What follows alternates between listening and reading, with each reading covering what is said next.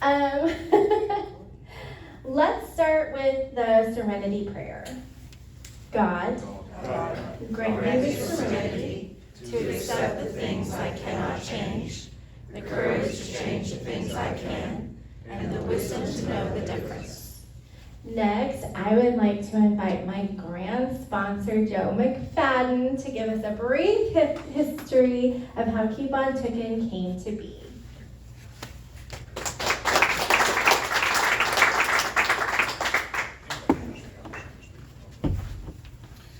Hello, my name is Joe McFadden. I'm a very grateful alcoholic, and my sobriety date is June 14th, 1993, and this is a wonderful conference. It means a lot to me, and I love the people here, and I'm glad you all are here, and we're going to have a fun, not a fun time. I love old kid Cliff Roach. Remember Cliff Roach? We don't have fun, we have fun! So we're going to have fun. You Al-Anons will behave. And my wife is an Al-Anon, so I know how to behave.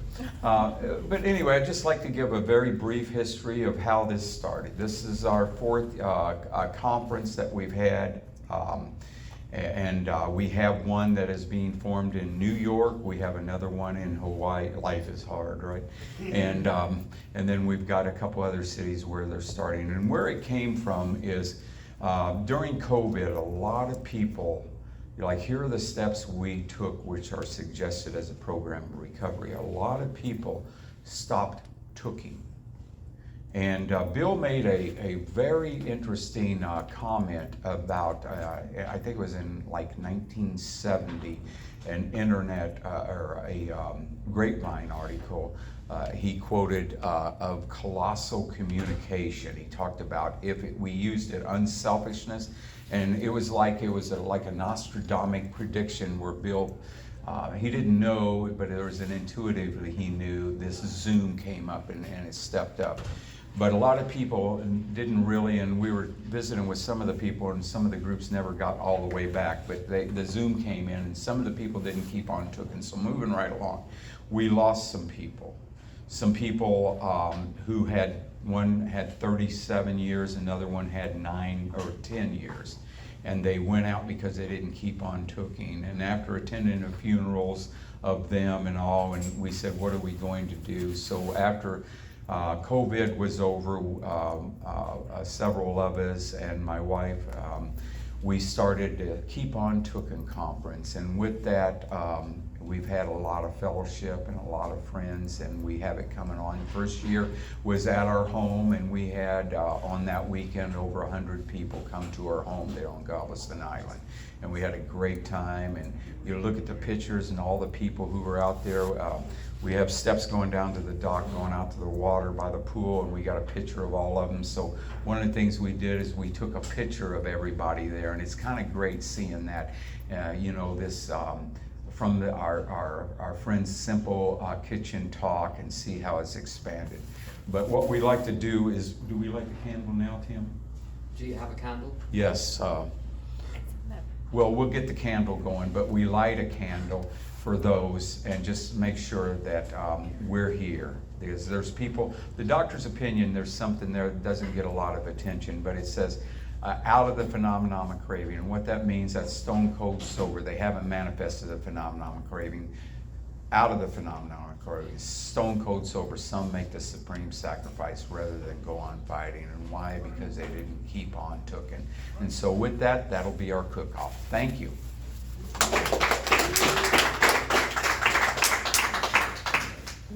Thank you, Joe. Let's see. And then we'll start with Tim M., who will speak on the subject of how it works. There will be an Ask It basket during Tim's sessions. Please pose questions and we will filter them up to the top table. Please welcome Tim.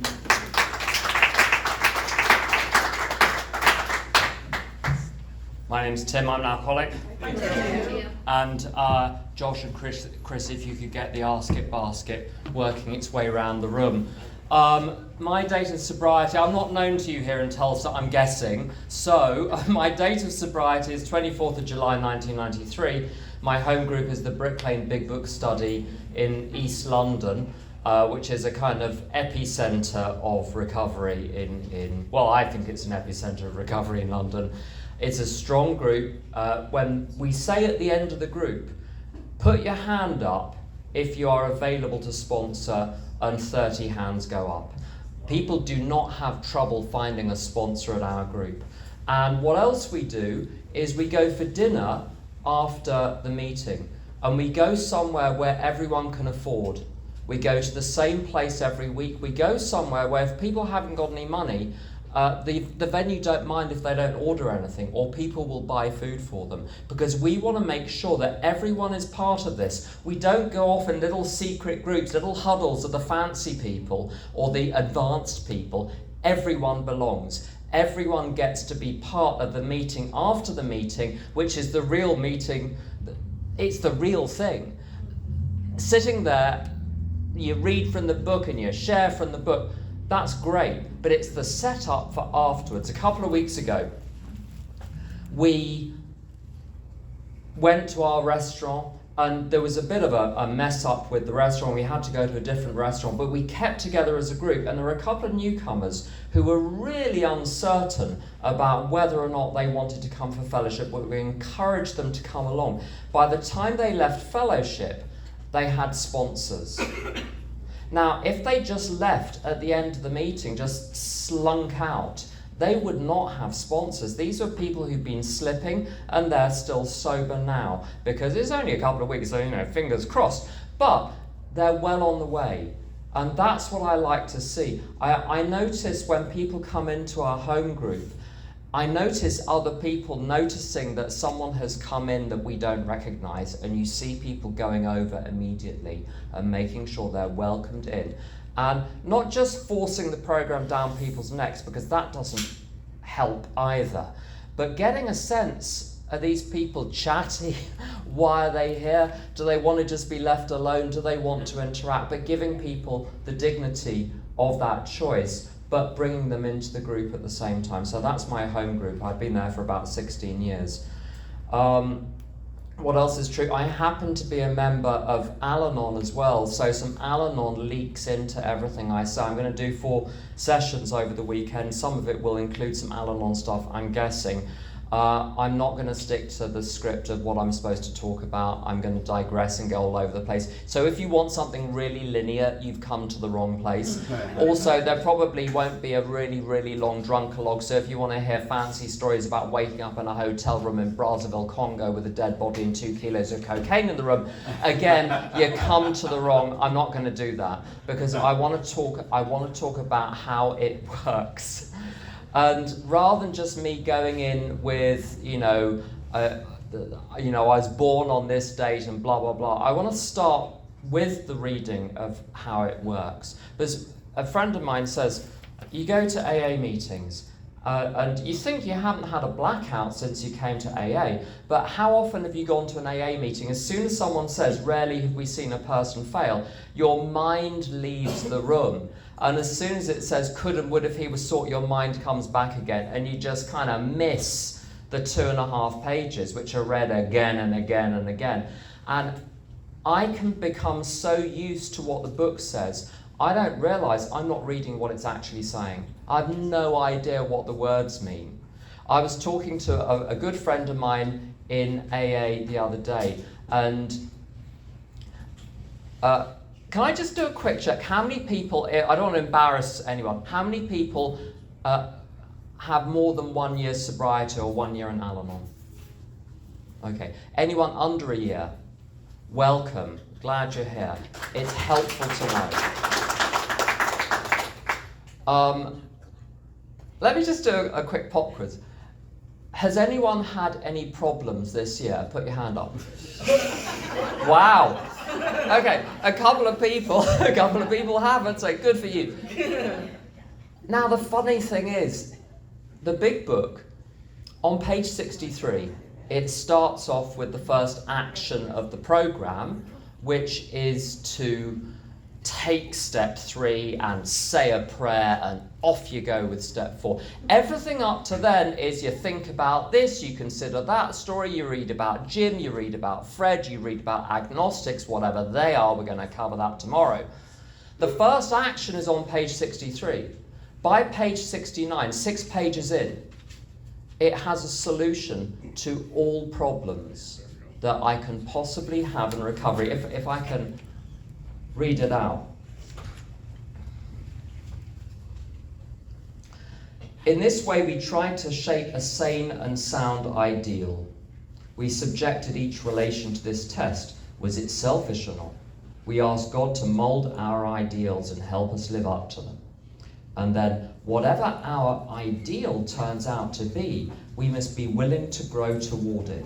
We must be willing to make amends where we have done harm, provided that we do not bring about still more harm in so doing. Now, those of you who've been paying attention in AA will know this is in the sex inventory, but it says this amazing thing immediately afterwards. In other words, we treat sex as we would any other problem. It's secretly given us a solution to all problems.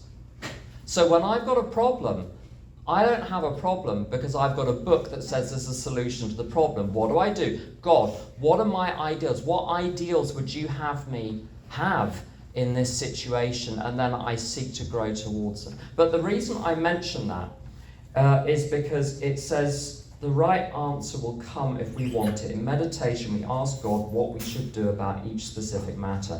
The right answer will come if we want it.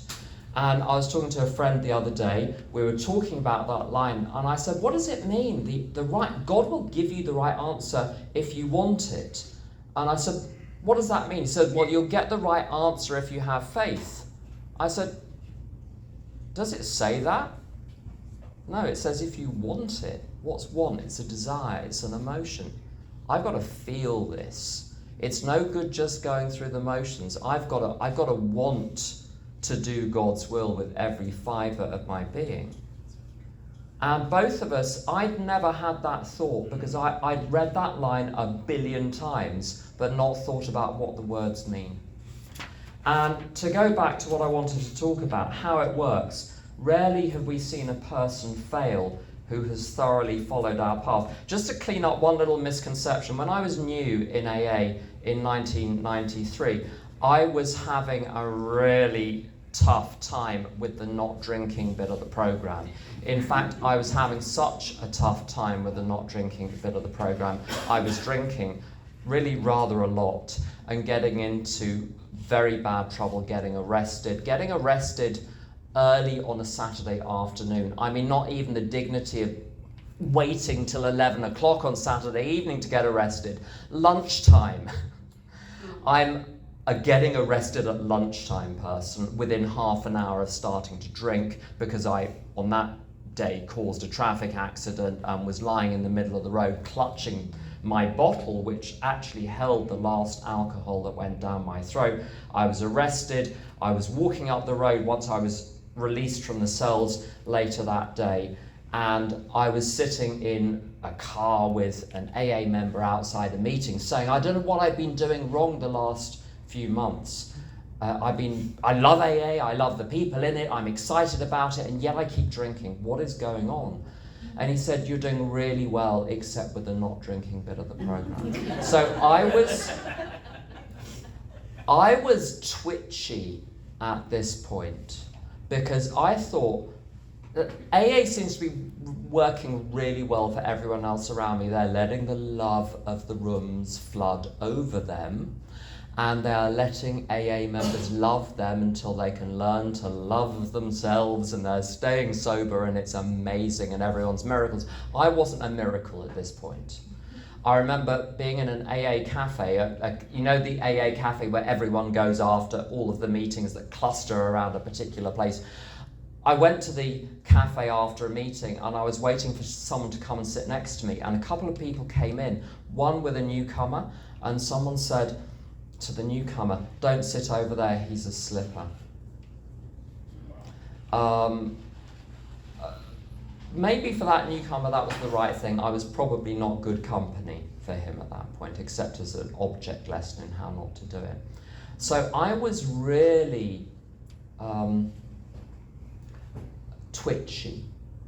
And it said, rarely have we seen a person fail. And I talked to Maureen. Maureen was a Wimbledon housewife I'd seen lots of Wimbledon as a suburb of London, very, very, very sedate, very quiet, very leafy, very dull.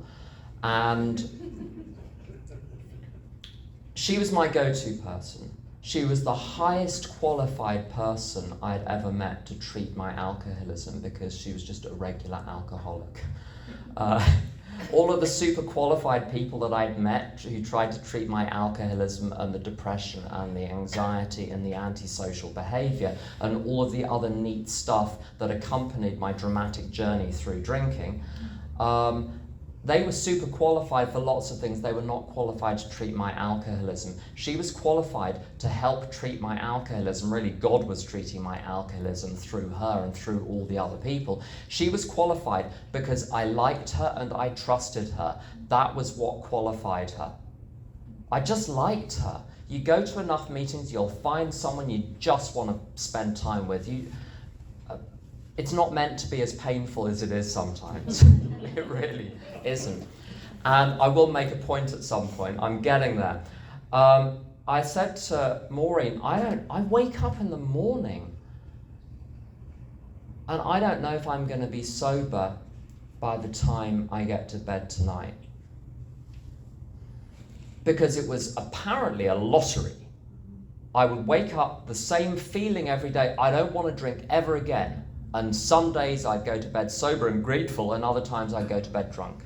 And I was worried because I'd heard this at meetings, and they read this out at meetings without reading the first 62 pages, or first, whatever it is, 57 pages before that.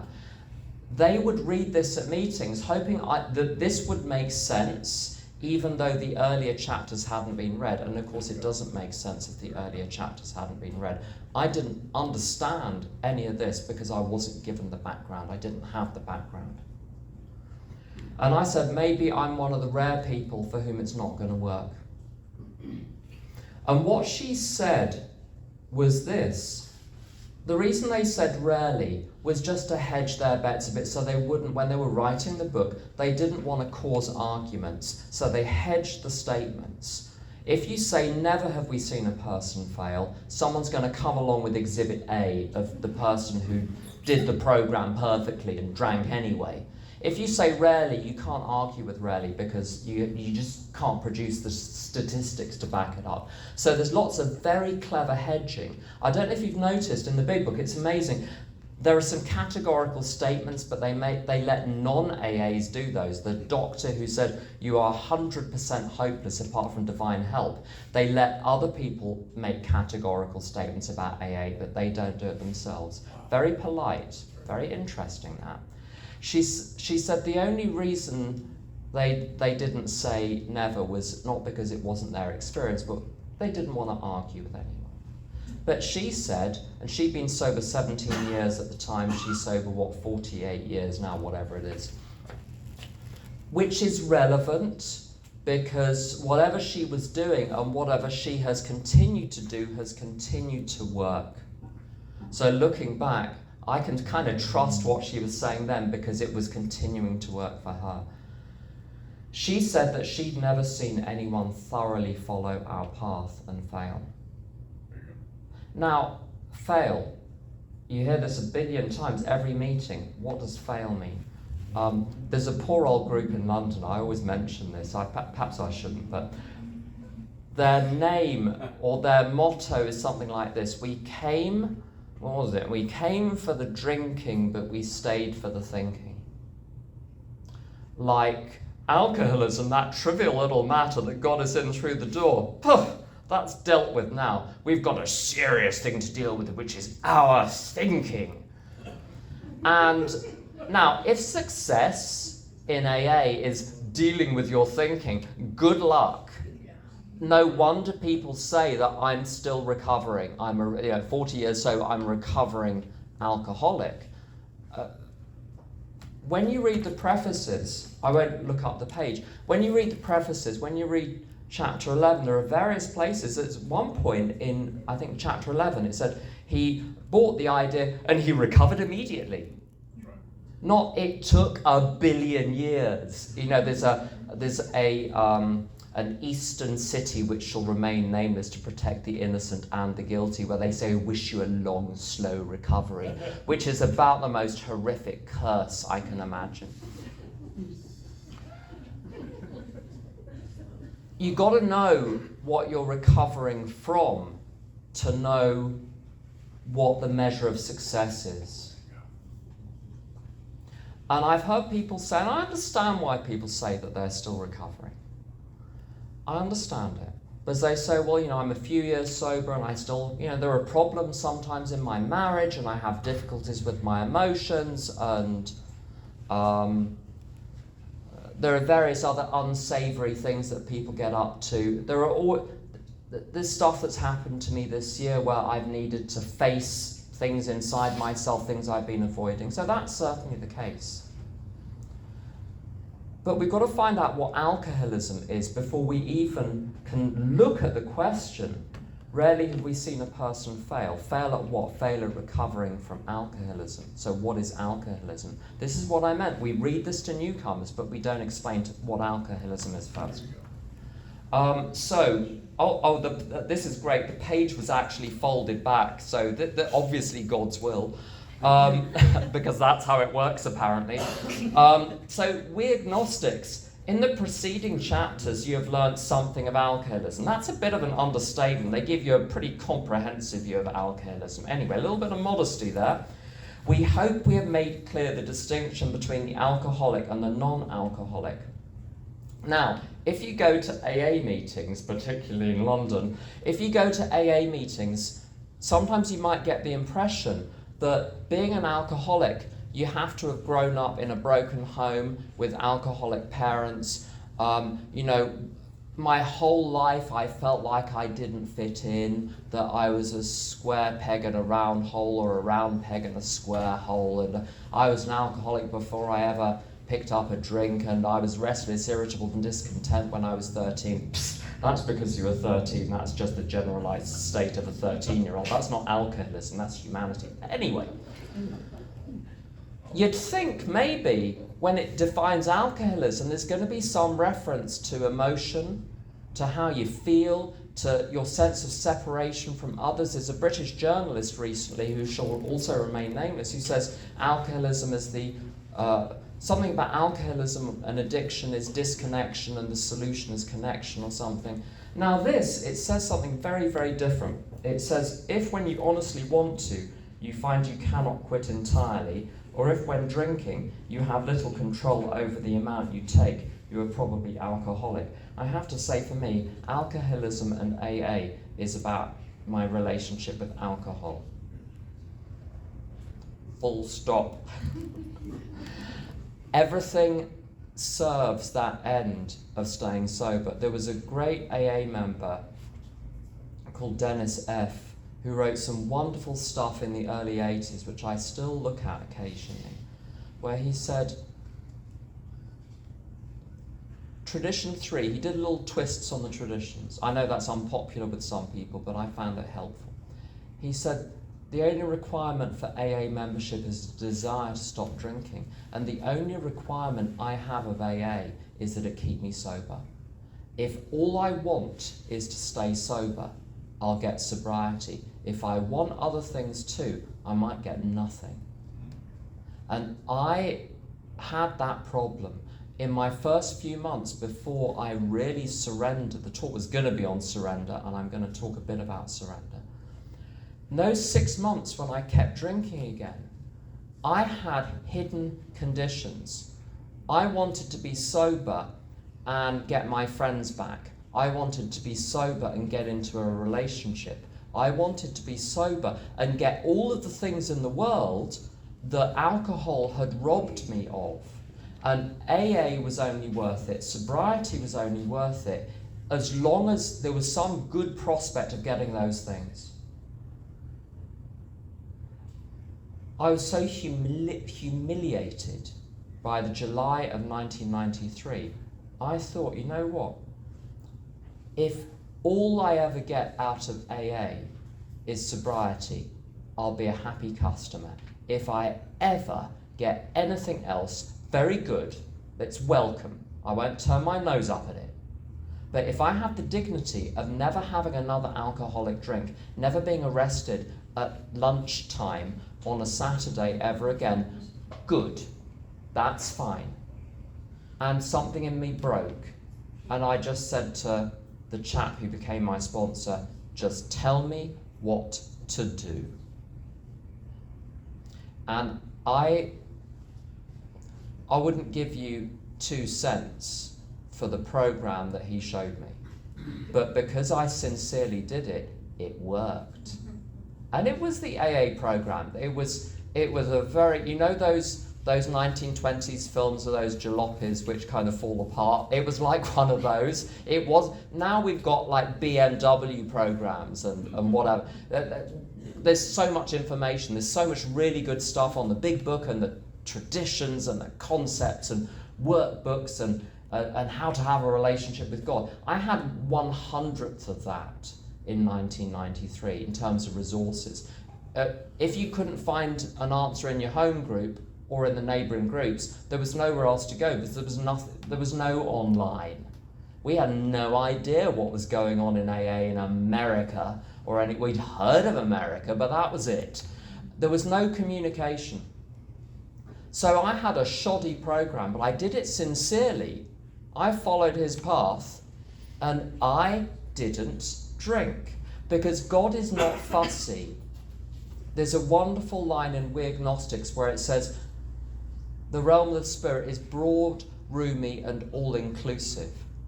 As long as I seek God, and I don't have my fingers crossed behind my back saying, yeah, I'm going to keep a plan B in my back pocket. I'll trust this path as long as things go my way. I'll trust this path as long as I feel the way I think I ought to feel. As long as I have no reservations, then God won't erect unnatural barriers for me to surmount. I'll be kept sober, and I was kept sober. What was success, therefore? Success in my first year was not having a drink. Now, Clancy, who I'm a great fan of, not everyone is, but I'm a great fan of Clancy. One of the things he said was, at any given point in your recovery, if you are sober, that is enough. Over the course of your entire recovery, you might want to think about doing a little more than just staying sober. But at any given point, that's enough. It's okay. And then you go to the next moment, and at some point you start motoring again, and you start to make progress, and things start to work. So I could be a success in AA simply by not drinking. What did I have to do? Whatever I was told. Unconditional surrender.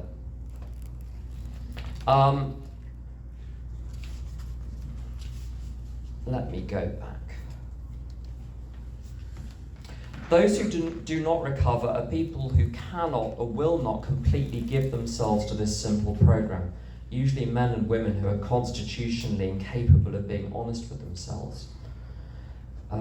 There are such unfortunates. They are not at fault. They seem to have been born that way. They are naturally incapable of grasping and developing a manner of living which demands rigorous honesty. And I've sponsored a lot of people over the years. One of the reasons I've sponsored a lot of people is some people last a long time with me as a sponsor, others are out. I think the shortest sponsorship was about 3 minutes. I asked some questions which the gentleman in question found to be intrusive. I think I asked him if he lived alone or with others and if he had a job, and this was just too much. Other people I sponsored them for 10 years, 15 years, whatever. So the reason I sponsor a lot of people is because there's a lot of churn. As many leave out the door as come in. But anyway, I sponsored a lot of people. And I've sponsored a lot of people who've had trouble with slipping, maybe because I had trouble with slipping myself. It was 3 years between the first time I gave up alcohol forever and the time that I had my last drink. And it talks here about rigorous honesty. And By the way, a friend of mine in a meeting said it's rigorous honesty, not reckless honesty. That means you do not need to broadcast everything you think and feel to all of the people around you. They're not interested. Anyway, rigorous honesty. The question is, well, what does that mean? Why do people fail because they're not rigorously honest? I've talked to a lot of slippers who didn't have any secrets left. So it wasn't that they left things out of their step 5.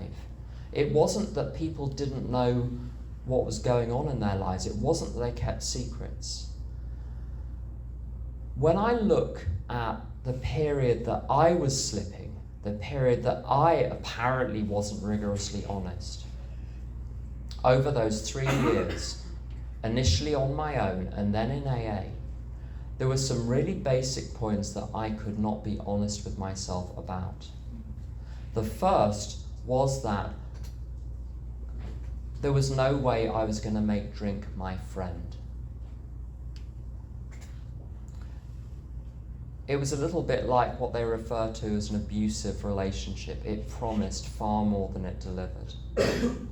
Those few times that it absolutely hit the mark set me up for years and years of trying to hit that same mark again and being unable to, but always with the promise, the rationalization that this time it's going to be different.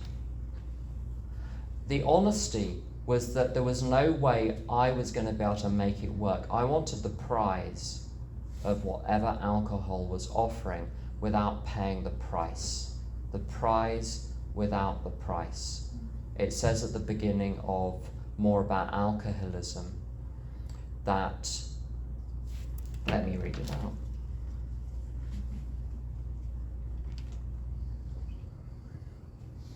The idea that somehow, someday he will control and enjoy his drinking is the great obsession of every abnormal drinker.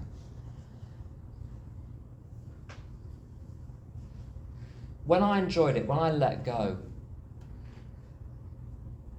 I was so ill that day, the day after, for 3 days.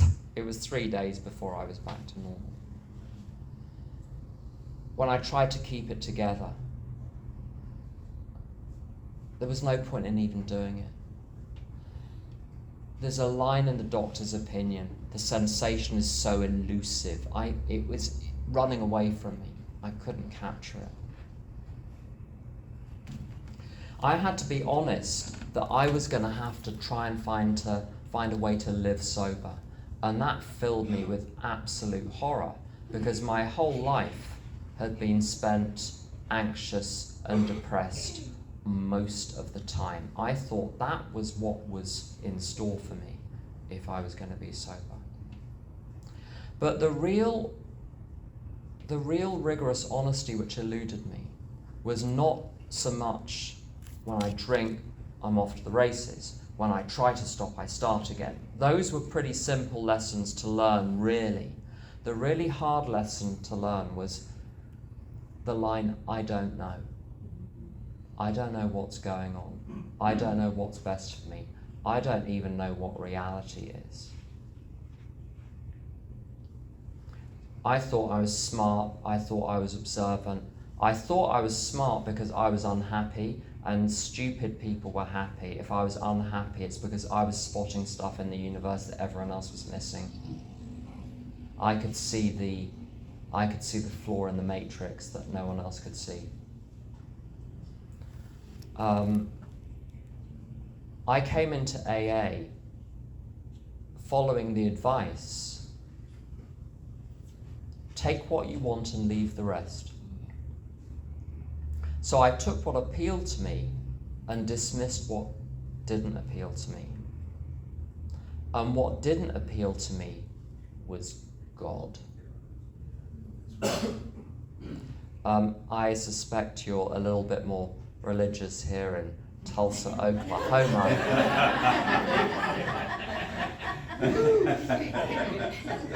than we are in East London. The bit of East London I live in, the particular ward of the constituency that I live in when there are elections, I think The Green Party, the Socialist Party, and the Communist Party, between them, get about 98% of the votes. That tells you a little bit. And there's not a lot of God chat on the street. I was brought up in the Church of England, which is a little bit bland at times, and very nice. It can be a little bit bland.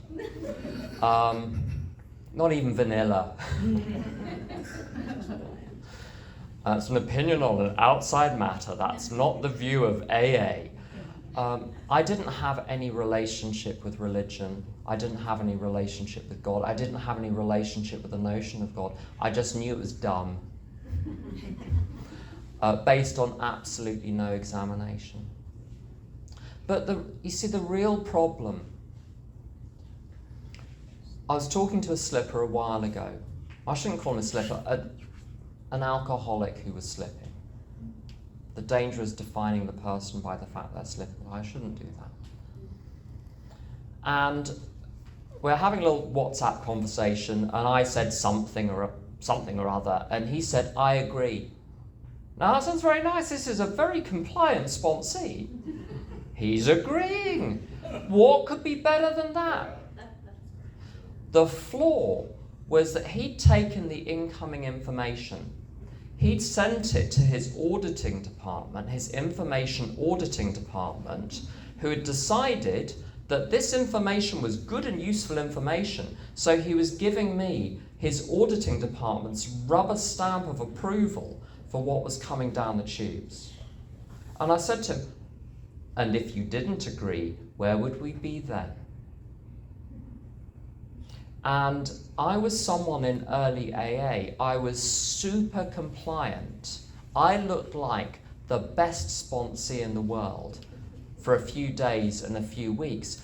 Not because I was doing what you suggested to me, but because you had suggested something to me. I had decided it was a good idea, and therefore I was doing it.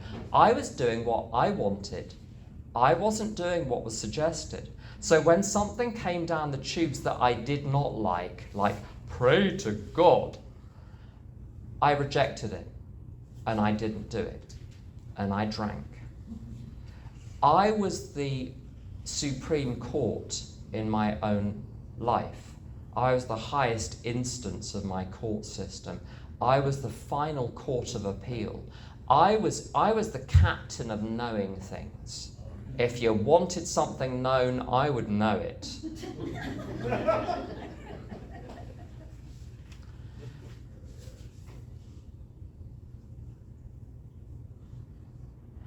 I know someone a few years ago that became a conference delegate. And he had a sponsor who had been a conference delegate. And he didn't mention to his sponsor that he'd got the role of conference delegate, didn't run any of it past him, didn't do any research with the sponsor, there was no interaction. And as a friend of mine put it, he got this. He's good. He knows what he's doing. That's my precise problem, because I really don't got this. At 31 years of sobriety, I don't got this. I was in a cafe many years ago with a newcomer and an old-timer. And the newcomer, well, I say newcomer, he'd been in AA for a long time, but had relapsed and was coming off a relapse. And he said something like, "I feel so inadequate." And the old-timer said, "We're all inadequate, that's why we need God. I can't see round corners. I can't read people's minds. Have you ever thought you knew what someone else was thinking? Psst, you don't." And I see this the whole time. Occasionally, people will make amends to me in AA. They've never really harmed me. I mean, it's kind of weird to think they could, but anyway, they think they've harmed me because they've said a bad thing or done a bad thing or whatever.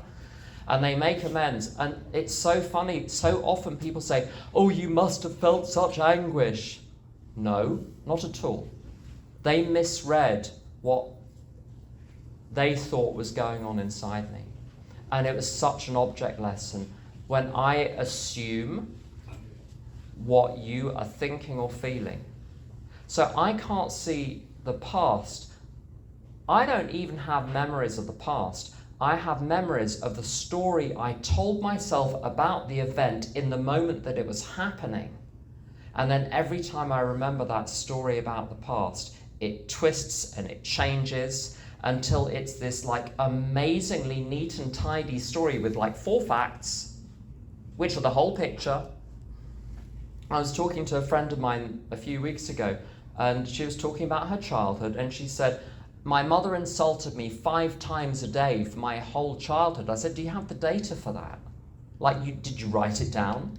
No, it had become a story. I don't know how many times it happened. She didn't know how many times it happened, but it had become a story.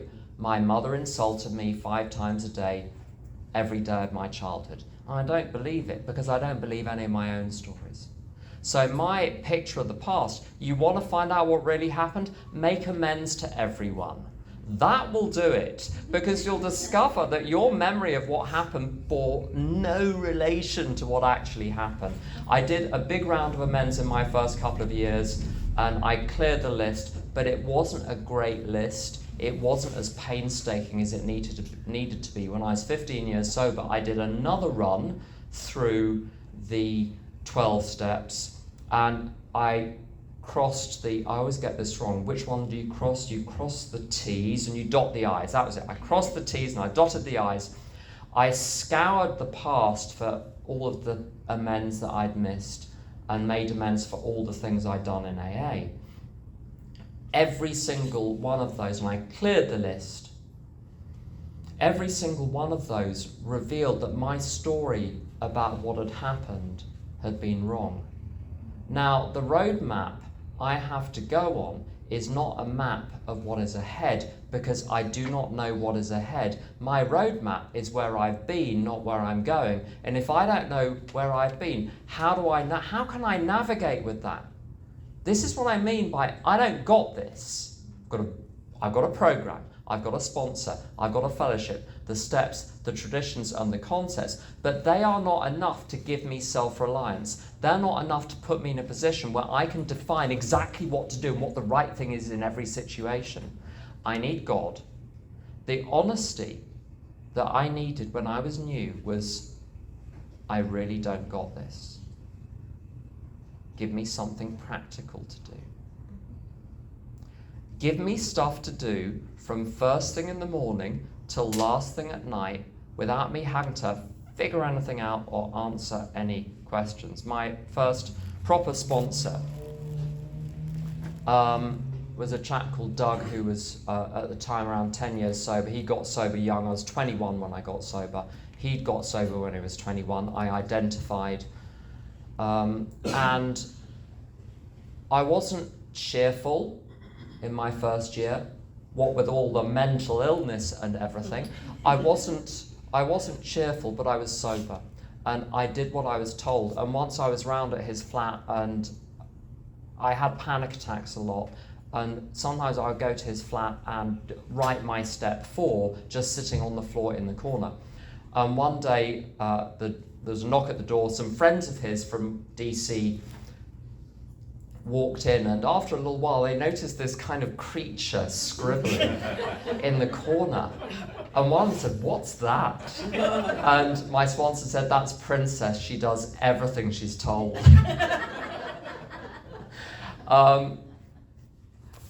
And I did. And that's what served me well. The honesty was being right-sized, not saying to a sponsor, "I agree with you," but okay, just okay, I'll do that. And there was another situation in my first year which I think illustrates this well. If you've sponsored anyone in their 20s or 30s, sometimes people older this happens as well, but in their 20s or 30s, people get sober and they get very interested in dating. Let's call it dating. There's a lot of dating going on. That's got inverted commas around it for the people listening on the radio. And we advise people not to do that. I think we suggest to people not to do that in the rooms of Alcoholics Anonymous. Because if someone slips and commits suicide, you don't want to be part of that narrative. Also, you've got better things to be getting on with. A friend of mine in California says at the end of some meetings they say, keep coming back, it works if you work it. He said at their home group, it's like they actually need to chant, what is it? I'm not going to die if I don't get laid. I'm not going to die if I don't. Just to keep people going for another 24 hours, to stay off the dating apps just for another 24 hours. But in my first year, I ill-advisedly went on a date with someone and it didn't turn out so well. And I phoned Maureen and told Maureen about the situation, and she said, do you still have the phone number? I said, yes. She said, tear it up and throw it away and make sure you don't memorize it first. And I just did what she said. I didn't argue. The ability to not argue with someone who is doing remarkably better than you is grace in action. The terrible thing about alcoholism, and this is a little bit of having the Al-Anon hat on. If there are any questions, that would be helpful. I don't know if there's anything in the basket. With the Al-Anon hat on, I can't bring about anyone else's moment of grace. You just kind of have to wait until the penny drops. And people were waiting for a long time before the penny dropped.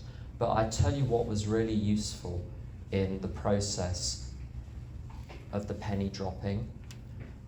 The people in my life outside AA who were close to me, who weren't even going to Al-Anon. It's like they weren't trained, but they knew to let me face the consequences of my actions. So when I behaved very, very badly, they said, we don't want anything to do with you. There were consequences of failure. Because I was allowed to experience the consequences of my own failure, I got to a point where rigorous honesty wasn't a question. It was just clear to me. There was no sense I might make it. And I said to Maureen, am I going to be okay? And I thought she was going to say something reassuring. And she said, no, you're not. You're dying of alcoholism. The direction you're going. She said, talking to you is like trying to talk to a 14-year-old who is skateboarding on the edge of a cliff with headphones on. So that's where you're heading. Do you want to do something about that? There was no reassurance. The most useful thing. A friend of mine says that she doesn't remember the people that were kind to her.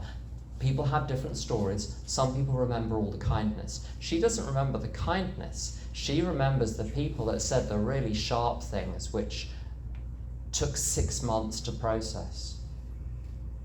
I remember phoning up someone and saying, I want a drink. She said, oh, AA's for people who don't want to drink. And she put the phone down.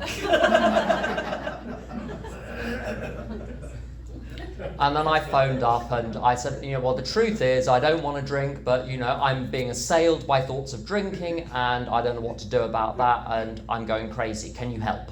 She said, now we can do something about it because you're on your own side saying, I want to drink. I mean, whose side are you even on?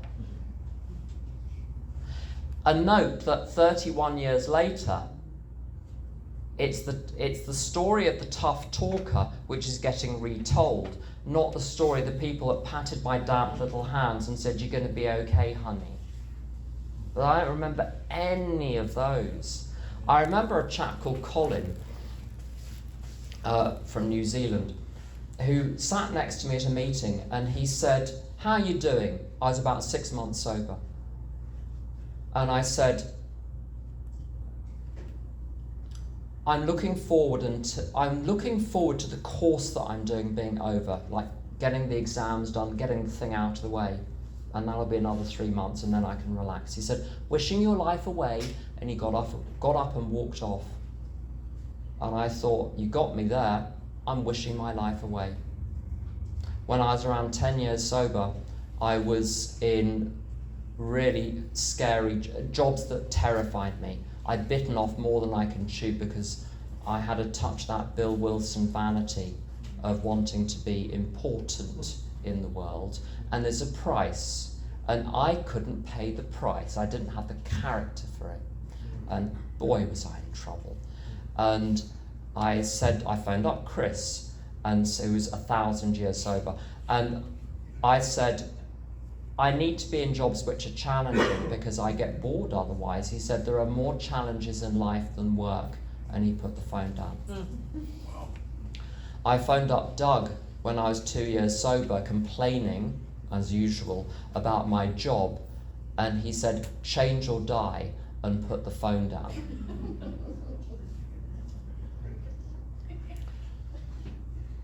My other half is a tough talker at times. Once I was expressing some strong views on something, and he said, it's nice to have strong opinions, isn't it? And I think that was the last time I did that. A couple of years earlier, I came in from a very long day. There were genuinely challenging situations going on. I walked through the front door. It was 9:30 at night. There was still the dinner to do. There was lots of stuff to do before I went to bed, and I came in through the front door and I vented. And I thought I was going to get sympathy. And he said, that, and he gestured in the general direction of my complaining. He said, that needs to stop. If you permit it, it will take over your life. And he left the room.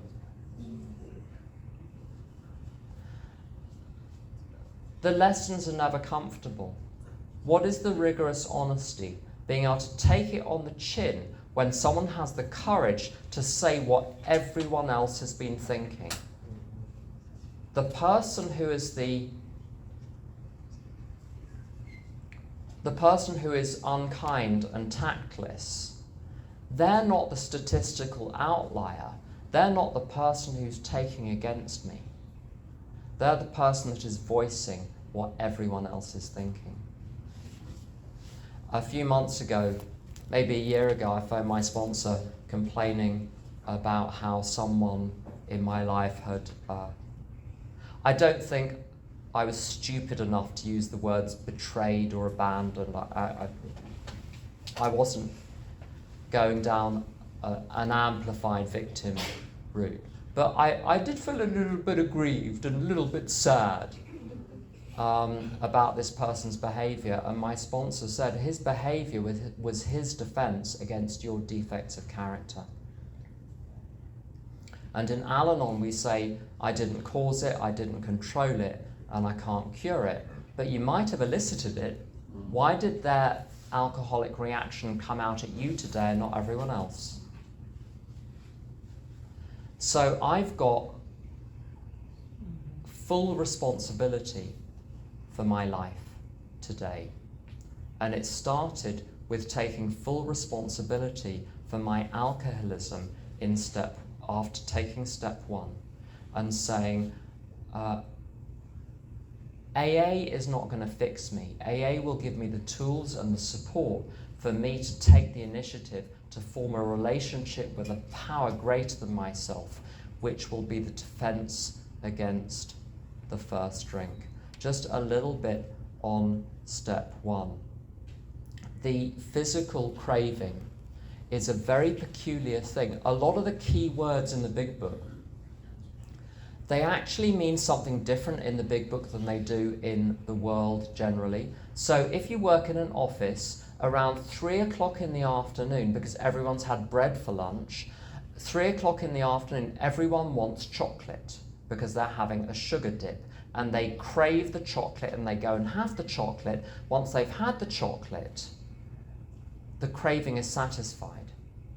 And it goes craving, consumption, satisfaction, period.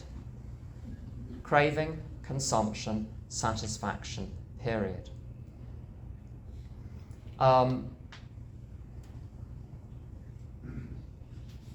had the situation where I've had a dessert, and halfway through the dessert, I realise it's got alcohol in it. Because I was careless or the information was wrong. It's happened a couple of times. And I can feel not just the effect of the alcohol, but I can feel a craving for more. It might come in the form of, gee, this dessert, I could eat 3 of these now. Now, that's kind of true with desserts generally. A tiny little problem with sugar. Hardly worth mentioning. But the craving is what is triggered by the consumption.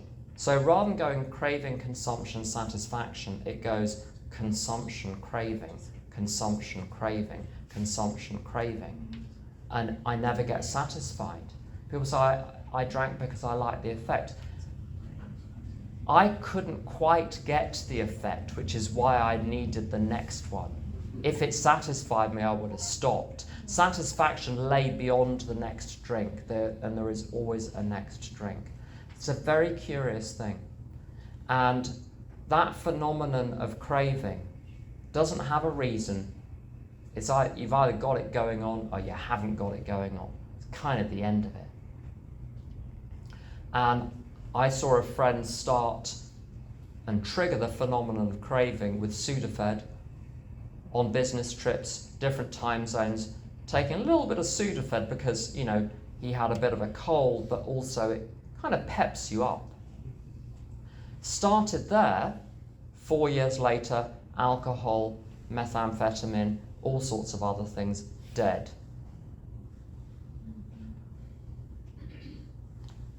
It's an unstoppable train. So my job is not to activate that craving by not having the first drink. Now, it's so interesting in the Big Book that the characters that they use as the examples of people that return to drinking after a period of sobriety, the characters are not your run-of-the-mill, mentally ill basket cases like me. They're Fred, who is sensational in every way and having an amazing day. Jim's doing pretty well, frankly. People make a lot out of the fact that Jim, if you don't know who Jim is, we'll explain in the break. Jim, page 35 to 37. Jim had a resentment, but I bet all of us in here have been a little bit ticked off at something today or this week. If that was enough to get you drunk, we'd all be drunk. They choose people with nothing else going on, with no excuse, with everything in their favour, to show quite how powerful it is. Even for those people, the alcohol gets them. My obsession with alcohol, it's not that I'm preoccupied with it. It hijacks me. The little thought emerges in my brain, goes up to the front and says, let's go and have a drink. And it can happen when I'm having a good day or a bad day. It can happen under any circumstances. It could happen now, it could happen in 30 years' time.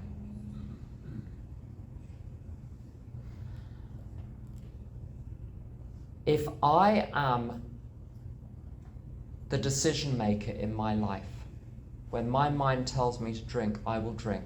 I've got to be not the decision maker in my life. I've got to be someone who makes a decision in step 3, which is a decision never to make another decision in my life. Page 86, I ask for a decision from God. Very different than making one. the image, and I'll finish on this. My alcoholism is like a runaway train which is heading towards an abyss where the railway bridge has collapsed. So when it hits the abyss, it's going to go straight down and be smashed to pieces. Runaway train. There's an emergency brake. The emergency brake is a great big red handle you pull down, but it's behind this plexiglass, and that is self. Self is the thing which is standing in the way of me and the one thing which can keep me sober, the one thing which can protect me from that moment where the thought seems so plausible and rational. There's a hammer to break the glass, but the hammer is on the other side of the glass. Insane design. Which is why I needed another alcoholic to say, hey, use my hammer and we'll break self. And then you can pull the red handle. That creates the relationship with God. I cannot tell you how much I need God. And it is the simple fact that my sister BM said, my mind would kill me if it didn't need me for transportation. The truth of my alcoholism is it will kill me even though it needs me for transportation. So thanks for listening.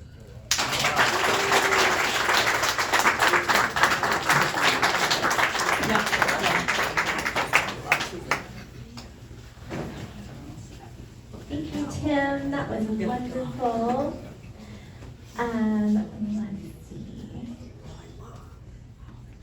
We will now have a break until 7:30. Let's push it a bit. 7:45. 7:45. Please help me close with the Lord's Prayer. You can remain where you're sitting or standing, and we'll go ahead. All right. Our Father, who art in heaven, hallowed be thy name. Thy kingdom come, thy will be done, on earth as it is in heaven. Give us this day our daily bread, and forgive us our trespasses, as we forgive those who trespass against us. And lead us not into temptation, but deliver us from evil. For thine is the kingdom,